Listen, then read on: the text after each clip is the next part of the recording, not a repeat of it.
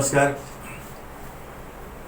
विभाग विनोद में आज फिर आप सबको स्वागत है। सर्वप्रथम आज गणेश चतुर्थी की आप सभी को हार्दिक शुभकामनाएं हमारी ओर से, हमारे संस्थान को से स्वीकार करें। अब आगे बढ़ते हैं। पूर्व की भांति आज फिर आज की सर्वाधिक चर्चित महत्वपूर्ण खबर के ऊपर अपने विचार शेयर करने के लिए, अपने दो टुक विभाग विचार शेयर करने के लिए आज की जो सर्वाधिक महत्वपूर्ण खबर जो सुर्खियां बनी है अखबारों की, वह है कि सुप्रीम कोर्ट ने गुजरात दंगों से संबंधित सभी याचिकाओं अपवाद स्वरूप एक छोड़कर और बाबरी मस्जिद विध्वंस से जुड़े अवमानना की कार्रवाई बंद कर दी। सुप्रीम कोर्ट ने कहा कि अब ये अप्रासंगिक हो चुके हैं मामले, इस पर अब कुछ निर्णय देने को बचा नहीं है। तकनीकी रूप से सुप्रीम कोर्ट ने बिल्कुल सही किया और उसकी जो टिप्पणी है वो बिल्कुल सही है, लेकिन यहां जो तत्काल एक जो सवाल उठकर खड़ा होता है वह यह कि क्या सचमुच न्यायपालिका से जो अपेक्षाएं देश समाज करता है वो पूरी हो रही है। एक पुरानी कहावत है, justice delayed is justice denied, अर्थात न्याय में विलंब का मतलब है न्याय से वंचित करना। इस मामले में, इन दोनों मामले में यह बिल्कुल सही प्रमाणित हुआ है। इस कहावत की पुष्टि हुई है कि सचमुच अब यह सवाल कि आखिर इतना विलंब क्यों हुआ। न्यायपालिका में लंबित मामलों पर अनेक बार चर्चा हुई। स्वयं सुप्रीम कोर्ट के मुख्य न्यायाधीश सहित कभी कभी अन्य न्यायाधीश इसकी टिप्पणी करते रहते हैं कि न्यायपालिका पर इतना बोझ है कि मामलों का निपटारा समय पर नहीं हो सकता। लंबित मामलों की एक लंबी सूची है जो हाजिर। आखिर ऐसा क्यों होता है? और चूंकि जब मामला इस तरह का आता है, गुजरात दंगों से लेकर के बाबरी मस्जिद के विध्वंस तक का, क्योंकि ये इतने महत्वपूर्ण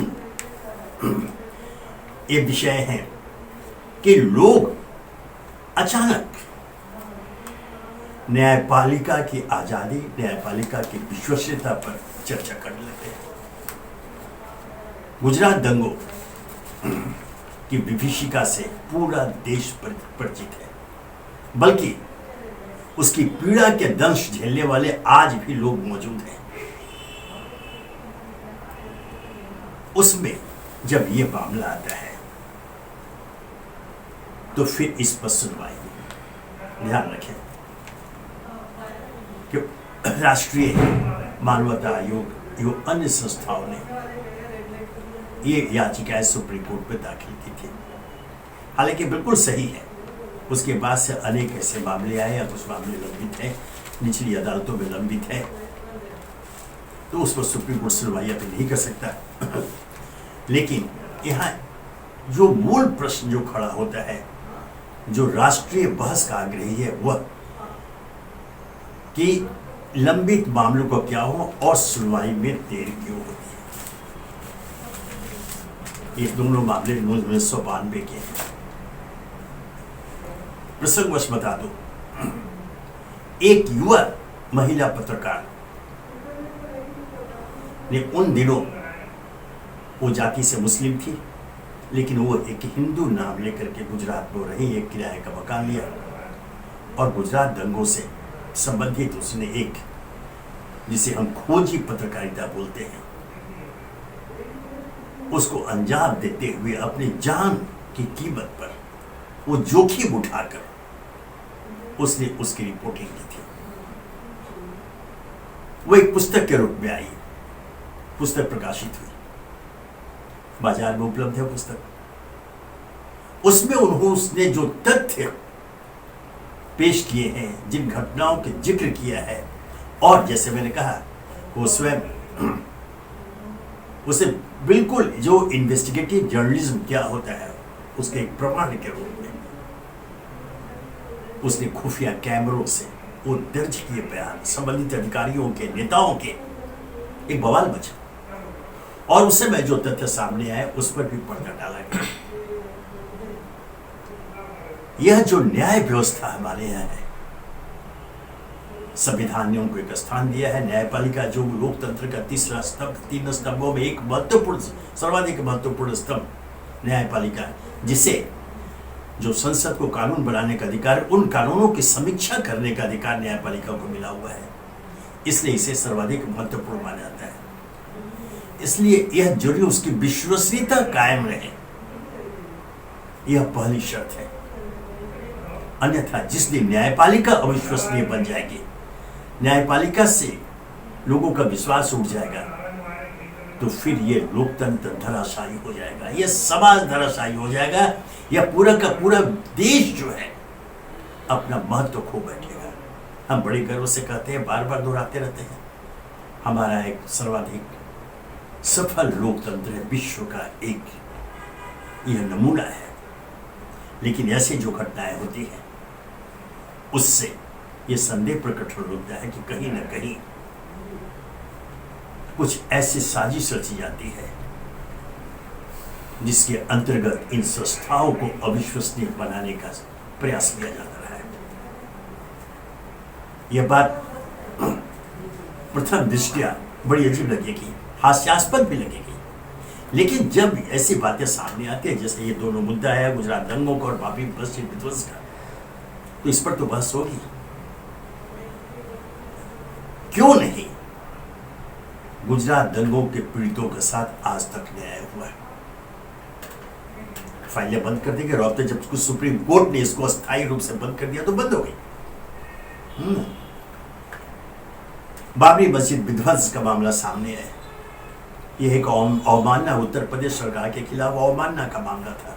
आप सबको ध्यान होगा कि सुप्रीम कोर्ट में उत्तर प्रदेश सरकार ने लिखित एफिडेविट फाइल किया था, आश्वासन दिया था कि बाबरी मस्जिद की सुरक्षा की जाएगी। बावजूद इसके सारी सरकारी एजेंसियों के सामने बाबरी मस्जिद को विध्वंस कर दिया गया। उसमें जो आरोपी बनाए गए थे तत्कालीन लालकृष्ण आडवाणी से लेकर अन्य नेताओं तक सभी का, वो इतिहास की बातें भूल जाती, उसी को लेकर वो अवमानना याचिका थी। लेकिन सुप्रीम कोर्ट ने कहा था कि अब ये अप्रासंगिक हो गया, विश्व में क्या सुनवाई करेंगे, क्या फैसला देंगे।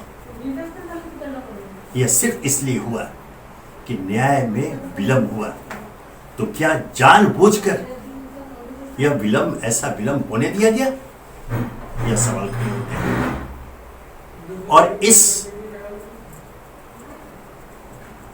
फैसले के बाद यह तय है कि राष्ट्रीय स्तर पर इस बहस की मांग की जाएगी, ताकि ऐसी पुनरावृत्ति पुनः नहीं हो। बहुत सारे ऐसे मामले न्यायालय में लंबित हैं, वर्षों से लंबित हैं। बेचारे याचिकाकर्ता, कई याचिकाकर्ता तो ऐसे प्रमाण सामने आए, खबरें सामने आई है, अपना जमीन जायदाद बेच करके चुनाव वो वहां पर मुकदमा लड़ते हैं और उनके जीवित रहते वो फैसले भी नहीं आ पाते। फिर ऐसा न्याय क्यों? ये कौन सा न्याय है? न्यायपालिका की ओर से, उनके सम्मानीय माननीय न्यायाधीशों की ओर से बार बार इस बिंदु पर टिप्पणी आती है, चिंता प्रकट की जाती है। जब वे किसी सार्वजनिक कार्यक्रम में जाते हैं तो अपने संबोधन में इस पहलू पर भी चिंता प्रकट करते हैं, न्याय में विलंब को लेकर के। लेकिन इसका कोई सकारात्मक समाधान निकलता नहीं दिखता। इसमें एक तरफ सरकार है, दूसरी तरफ न्यायपालिका है। दोनों में परस्पर एक सार्थक समन्वय स्थापित कर इस पीड़ा से मुक्ति पाई जा सकती है, जो पीड़ा विलंब के कारण याचिकाकर्ताओं को मिला करती है। अब चूंकि यह फाइलें बंद हो चुकी है अस्थायी रूप से। गुजरात दंगों की चर्चा नहीं करें, इतिहास की बात हो गई। इतिहास के विद्यार्थी कभी उस पर चर्चा करेंगे, लेकिन ये जो दौर चल रहा है जिसमें इतिहास को बदलने की भी बात हो रही है और बदलने के इस रूप में हो रहा है। अभी जो 2 दिन पहले की घटना से आप परिचित होंगे, कर्नाटक की जो घटना सामने आई, वहाँ की स्कूली पुस्तक में एक जगह यह वर्णन दिया गया है कि सावरकर जब अंडमान निकोबार में जेल में बंद थे तो जिस कोठरी बंद थे उसमें रोशनी भी नहीं आती थी, कोई छिद्र तक नहीं था, लेकिन उसमें क्या लिखा गया, उसमें एक चिड़िया, बुलबुल नाम की एक चिड़िया आती थी, उसके पंखों पर बैठकर सावरकर बाहर अपनी मातृभूमि के दर्शन को जाया करते थे। यह इतिहास लिखा जा रहा है, यह बच्चों को बताया जा रहा है। इस पर काफी हंगामा हुआ है और जो स्पष्टीकरण आ रहे हैं वो भी हास्यास्पद है। तो इस तरह जो इतिहास बदलने की भी घटनाएं सामने आ रही है और एक दौर चल रहा है। ऐसे में गुजरात दंगों और बाबरी विध्वंस का सच कभी सामने आ पाएगा यह संदिग्ध है, और यह चुनौती मैं कभी भी राजनेताओं को और विधायिका को नहीं दे सकता। यह चुनौती न्यायपालिका को है, क्योंकि सब कुछ के बावजूद आज भी न्यायपालिका के ऊपर लोगों की आशा भरी दृष्टियां लगी रहती है। लोग विश्वास से न्यायपालिका की ओर देखते हैं कि उन्हें न्याय मिलेगा, लेकिन अब चूंकि इन घटनाओं ने और सुप्रीम कोर्ट की टिप्पणी ने जो न्याय याचिकाओं को जो खारिज करते हुए जो टिप्पणी की है कि यह अब अप्रासंगिक हो चुकी है, तो ऐसे कदम उठाए जाने चाहिए ताकि ऐसे मामलों के नहीं, किसी भी मामलों की जो सुप्रीम कोर्ट में पहुंचते, अदालतों में जब लोग पहुंचते, उसकी प्रासंगिकता कभी भी खत्म नहीं हो। और यह तभी संभव होगा जब समय पर उन याचिकाओं का निपटारा हो और न्याय मिल सके, यह जरूरी है।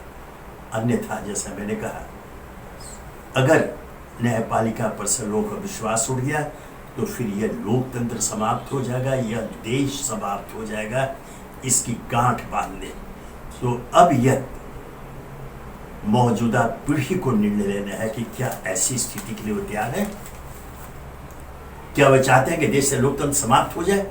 क्या वह चाहते हैं कि लोकतंत्र के जो तीनों मजबूत पायों में सर्वाधिक महत्वपूर्ण न्यायपालिका अपनी विश्वसनीयता खो बैठे? आज हम वहां बैठकर तो चर्चा कर लेते, फिर जाइए लाखों करोड़ याचिकाकर्ताओं के पास कि किस स्थिति में वो अदालत में पहुंच पाते हैं। स्वयं सुप्रीम कोर्ट के पूर्व मुख्य न्यायाधीश ने यह टिप्पणी की है कि अगर आपके पास पैसा नहीं है तो फिर आप न्याय की उम्मीद छोड़ दीजिए। क्या यह दंश पैदा नहीं करता? क्या यह आपके हृदय में पीड़ादायक छिद्र नहीं करती कि न्यायपालिका या न्याय तभी उपलब्ध है जब आपके जेब में पैसे हो? तो एक गरीब बेचारा क्या करेगा? वो हमेशा अन्याय के बोझ के तले दबा हुआ दम तोड़ता रहेगा। क्या ऐसी स्थिति हम चाहते हैं? यह नहीं होना चाहिए।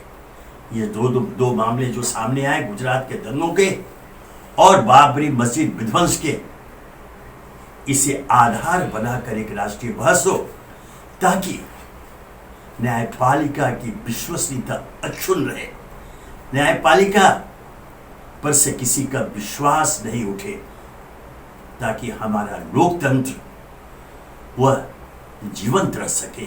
यह आवश्यक है। जैसा मैंने कहा कि विधायिका द्वारा बनाए गए कानून, विधायिका के निर्णयों की समीक्षा का अधिकार न्यायपालिका को दिया गया, यह महत्वपूर्ण है। अर्थात यह एक अंतिम दरवाजा है जहां लोग न्याय के लिए दस्तक देते हैं। तो क्या इसे सुरक्षित नहीं रखा जाना चाहिए? क्या इसकी आजादी अक्षुण्ण नहीं रहनी चाहिए? क्या इसकी विश्वसनीयता कायम नहीं रहनी चाहिए? इस पर बहस हो, तत्काल बहस हो, विलंब नहीं करें और बहस निष्पक्षता पूर्वक प्रमाणों के साथ, तर्कों के साथ हो, वो तर्कों के आधार पर नहीं। क्योंकि आज मैं फिर दोहरा रहा हूं, अगर दांव पर है तो देश का लोकतंत्र, बातें यूं ही नहीं उठती है कि इस लोकतंत्र की हत्या के लिए साजिशें रची जा रही हैं। पूरा विश्व चकित है हमारे सफल लोकतंत्र को देख करके। आज हम आजादी का अमृत महोत्सव मना रहे हैं। हमने अपने आजाद भारत के लिए अपना संविधान बनाया है, जिसके अंतर्गत हम सफलतापूर्वक आगे की ओर कदमताल कर रहे हैं। यह विश्व की अनेक शक्तियों के लिए चुनौती है। ऐसे में इस लोकतंत्र को समाप्त करने का षड्यंत्र रचने की अगर खबरें छन छन कर बाहर आती हैं, कुछ निहित स्वार्थ इसमें भागीदार बन जाते हैं, ऐसे साजिशों में सहायक बन जाते हैं, तो कोई आश्चर्य नहीं है। लेकिन सबसे आवश्यक है इन पर नजर रखने के लिए जो हमारी संस्था है न्यायपालिका, उसकी आजादी अक्षुण्ण है, उसकी विश्वसनीयता कायम रहे। इस दिशा में हर प्रयास संभव हर प्रयास किए जाने चाहिए, अन्यथा आने वाली पीढ़ी हमें कभी माफ नहीं करेगी। इस बात को ध्यान में रखें। धन्यवाद।